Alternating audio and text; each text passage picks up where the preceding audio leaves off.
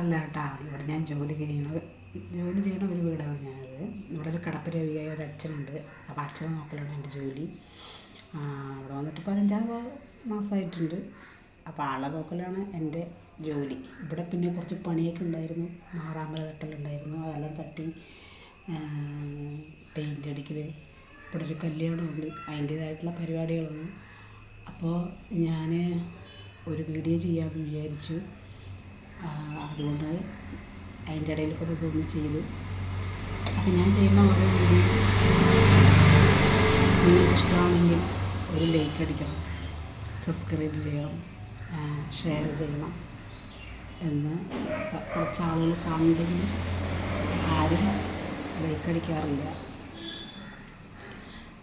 അപ്പം ഞാൻ അച്ഛന് ഭക്ഷണമൊക്കെ കൊടുത്തു, മരുന്നൊക്കെ കൊടുത്തു.